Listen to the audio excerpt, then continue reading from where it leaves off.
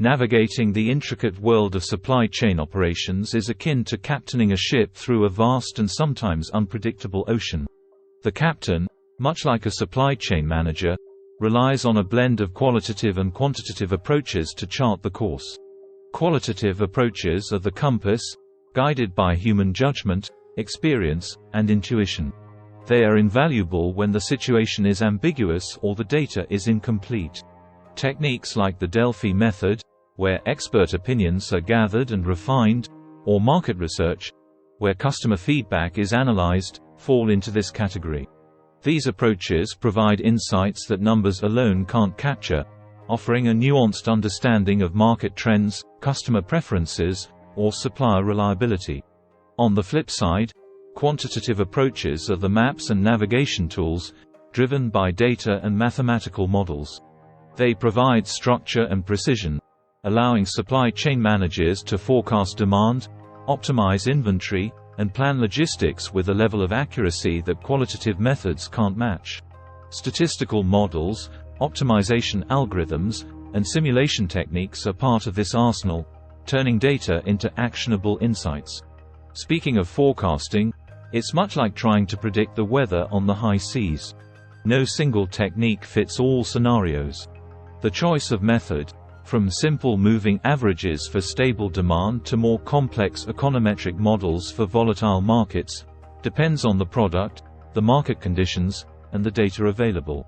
Time series analysis can detect patterns and trends in historical data, while causal models can uncover the relationships between demand and external factors like economic indicators or marketing campaigns.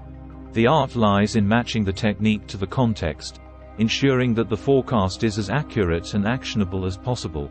When it comes to supply networks, they're the very routes our ship traverses. But not all routes are created equal.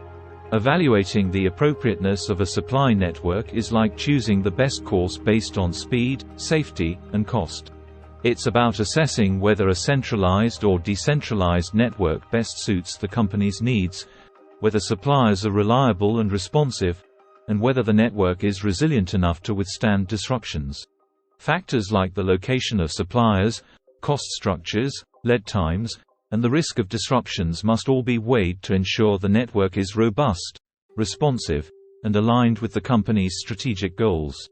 Location planning models then come into play, serving as the charts that help position warehouses, distribution centers, and manufacturing facilities optimally within the supply network.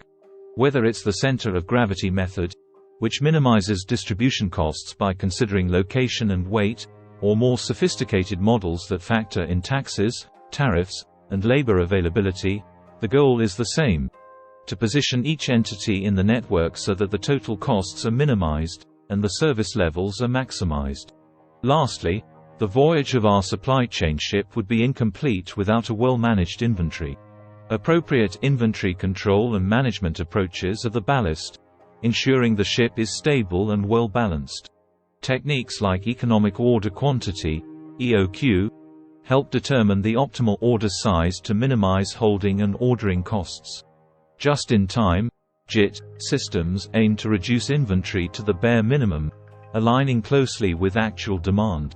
Meanwhile, safety stock calculations ensure there's a buffer to absorb the unpredictability of supply and demand. But it's not just about the numbers. Effective inventory management also requires a keen understanding of the products, the market, and the supply chain dynamics. It's about knowing when to order, how much to order, and where to store it, ensuring that the inventory is lean yet sufficient to meet customer needs without incurring unnecessary costs. In essence, mastering supply chain operations is about blending the art of qualitative insights with the science of quantitative analysis. It's about forecasting with foresight, crafting supply networks with care, planning locations with precision, and managing inventory with an eye on efficiency and service. It's a complex but rewarding journey, where every decision, every model, and every technique is a step towards a more efficient, responsive, and resilient supply chain.